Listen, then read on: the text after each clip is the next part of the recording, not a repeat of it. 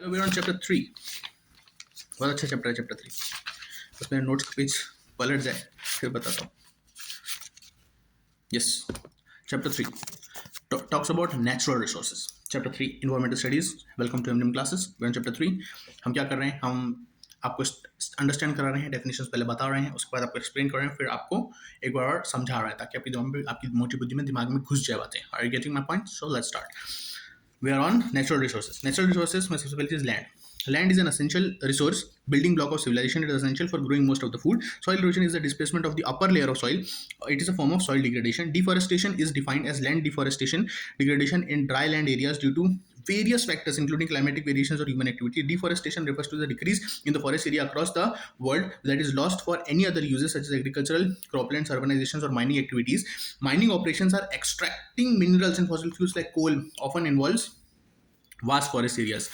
Water is an indispensable natural resource on this earth on which all life depends. This is a very shady line. अपने को पानी की कमी नहीं है. डिसैलिनेशन अपने कभी भी कर सकते हैं. अपने पास ओशंस भरे पड़े. ये मत वाटर स्कैर्सिटी नहीं है दुनिया में. Every year, about 1.4-inch thick layer of water evaporates from the oceans, more than 90% of which returns to the oceans through the hydrological cycle. Natural resource is defined as a form of energy and of matter which is essential for the functioning of organisms, populations, and ecosystems. Natural resources are divided into two categories which are renewable and non-renewable. The resources can be replenished through rapid natural processes such as which are known as renewable resources. Some examples of renewable resources that though they do not have life cycle but can be recycled are wood products, wood pulp, natural rubber, fibers, etc. Cotton, jute, animal wool, silk, synthetic fibers, and leathers. The resources that cannot be replenished through natural processes are known as non-renewable resources. These are available in limited amounts which cannot be increased. These resources include fossil fuels, petrol, coal, etc., metals, iron ore, copper, gold, silver, zinc, lead, etc. Minerals and salt like carbohydrates, phosphates, and nitrates, etc. Alternative energy is best defined as the use of energy sources other than the traditional fossil fuels which are considered environmentally friendly and are in short supply. Okay, now land क्या होती है natural resource में? Land is a very essential. Land is actually magical and land is actually living. The soil is living. आप कोई उसमें seed डालते हैं वो अपने आप उग जाता है. आप कुछ नहीं कर रहे हैं. आप कई बार फॉरेस्ट आपने नहीं बनाए हैं, वो अपने आप बने हैं. अलग अलग इकोसिस्टम्स को आपने नहीं बनाया है. The land knows what it's doing, it knows how it's doing. उसके टाइप्स उसको पता है. अगर आप ऐसा कभी नहीं होता कि आपने दो टाइप की लैंड को मिला दिया और उससे जो आपका एक्सपेक्टेड रिजल्ट है वो नहीं आता है. ऐसा नहीं होता है. Land is living. Land is an essential building block of civilization. It is essential for growing most of the food. बिना फूड के अपन क्या ही करेंगे? बिना लैंड के फूड कहाँ से लाएंगे? सॉइल इरोजन इज द फिर सॉइल इरोजन. लैंड की बात करें तो अपन सॉइल की बात करेंगे. Soil is the upper layer of the land. ठीक है, तो उसमें सॉइल इरोजन का एक कॉन्सेप्ट होता है. Soil erosion is the displacement of the upper layer of the soil in the form of soil degradation. ये क्यों जरूरी है upper layer of the soil? Upper layer में सारे कॉन्स्टिट्यूएंट्स होते हैं, सारी चीजें होती हैं जो अपने को पौधे को उगाने के लिए जरूरी होती है. यहाँ पे सीड आता है और इस पार्ट में ये नीचे लैंड है पूरी, ये पूरी लैंड है. इसमें जो ऊपर लेयर है सॉइल की, इसमें सारे न्यूट्रिएंट, सारी चीजें, सारे वर्म, सारी ऑर्गेनिजम्स हैं जो प्लांट को उगाने की जरूरी है. लेकिन क्या हो रहा है, क्योंकि अपन बहुत सारे घर बना रहे हैं, बहुत सारी चीजें बना रहे हैं, तो अपन कुछ लैंड एग्रीकल्चर के लिए छोड़ रखा है. लेकिन सिर्फ वही लैंड अपन एग्रीकल्चर के छोड़ के रखा है, तो फिर उसको कॉन्स्टेंटली उसके से वो खराब भी होते जा रहा है. उसके बाद से जितनी फ्लड आती है, जितनी ये आती है, जितनी मिट्टी होती है, जितनी धूल उड़ती है, उसके से अपर लेयर जो है डिग्रेड होकर ये ओशन में चली जाती है. और ओशन में जाके या तो ओशन में सेटल हो जाती है या ओशन बेड्स पे ये बीचेस में जाके सेटल होती जाती है. अब उसमें सिर्फ वही सॉइल थोड़ी है, उसमें अलग अलग टाइप की और भी सॉइल है, तो वो बर्बाद हो जाती है वो मिनरल्स अपने लिए. उसे कहते हैं soil erosion. Desertification is defined as the land degradation in dry areas due to various factors including climatic variations और ह्यूमन एक्टिविटी. डेजर्टिफिकेशन क्या होता है? अच्छे खासे हरे भरे लैंड जो डेजर्टिफाई. लगान मूवी देखिए, उसमें जो उनका रहता है ना, वो डेजर्टिफिकेशन है. क्यों है वो डेजर्टिफिकेशन? एक कॉन्सेप्ट है, नॉट प्रूवन. उसे वो क्या कहता है कि जिस एरिया में हरियाली होती है वहाँ पे बारिश होती है. जिस एरिया में हरियाली नहीं होती है वहाँ पे विंड फ्लो सही नहीं होता, जिसकी वजह से वहाँ बारिश नहीं होती. ये प्रूवन नहीं है, मैंने कहीं सुना था किसी यूट्यूब वीडियो पे.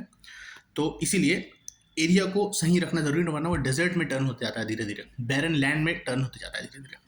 Deforestation refers to decrease in the forest areas across the world that is lost for other uses such as agricultural, croplands, urbanizations or mining activities. Deforestation का मतलब होता है decrease in forest area across the world और उसको other use में डालेंगे, जैसे कि एग्रीकल्चर के लिए, अर्बनाइजेशन के लिए, माइनिंग एक्टिविटीज के लिए यूज करा तो डेजर्ट फॉरेस्ट कम हो गया, तो उसे कहते हैं डिफॉरेस्टेशन. माइनिंग ऑपरेशंस जो हैं अपने को बहुत पसंद है. सारे मिनरल्स इंडिया में, जम्मू कश्मीर में अभी वो लिथियम रिजर्व्स अपन ने पाए हैं, लेकिन उसे एक्सट्रैक्ट करने में अपनी लग जाएंगे क्योंकि उसमें बहुत पानी लगता है, उसमें बहुत टाइम लगता है, उसमें मेटल यूज नहीं किया जा सकता. आप समझ रहे हैं? जो हम बैटरीज देखते हैं ना, टेस्ला की बैटरीज, फ़ोन की बैटरीज, उसे हाथ से निकालना पड़ता है, ज़मीन को खोद खोद के हाथ से निकालना पड़ता है। आप उसमें मेटल यूज़ नहीं कर सकते वरना वो डैमेज हो जाएगा। तो लोगों को ऐसे कन्फाइंड एरिया में बंद करके, वहाँ पे कैमरा रिकॉर्डिंग बंद करके, ऐसे एक जगह में कन्फाइंड एरिया में बंद करके उनसे हाथ से माइनिंग कराई जाती है। हाथ से घिस घिस के पत्थर को तोड़ाया जाता है और उसमें से निकाला जाता है लिथियम, ये लो, फिर उसको एक्सट्रैक्ट करा जाता है मशीनों में। Mining is very bad. KGF देखिए। Mining operations for extracting minerals and fossil fuels like coal often involves vast forest areas. Water is an indispensable natural resource on this earth on which all life depends. आपको पता है. Every year, about 1.4 inch thick layer of water evaporates from the oceans, more than 90% of which returns from the ocean into the perspiration process है. पानी है, evaporate होगा, आसमान में जाएगा, आसमान में बादल बनेंगे, गिरेगा, ओशन में जाएगा, फिर होएगा. इसे perspiration कहते हैं. Simple. Natural resource is defined as a form of energy or matter which is essential for the functioning of organisms, populations and ecosystems. Natural resources are divided into two categories, जैसे renewable and non-renewable resources. The resources that can be replenished उसे कहते हैं renewable. Example कौन कौन से हो गए? wood products, pulp products, natural rubber, fibers, etc., cotton, jute, animal wool, etc. The resources that cannot be replenished are non-renewable resources, और इनको increase भी नहीं किया जा सकता by human activities, और या इजी ह्यूमन एक्टिविटीज कह सकते हैं. These include fossil fuels, petrol, coal, metals, iron, copper, gold, silver etcetera, minerals and salt, carbohydrate, phosphate, nitrate etcetera. Alternative energy sources कौन से होते हैं? आप सेम एनर्जी को एक्सट्रैक्ट करने के लिए दूसरे सोर्सेज को यूज़ करते हो, जो दूसरे कौन से? ट्रेडिशनल फॉसिल फ्यूल्स से हटके. सोलर एनर्जी है, विंड एनर्जी है, टर्बाइन एनर्जी है, न्यूक्लियर एनर्जी. न्यूक्लियर एनर्जी बहुत पॉपुलर है और हाइड्रोजन एनर्जी इंडिया बहुत प्रमोट कर रहा है. देखते हैं क्या होता है.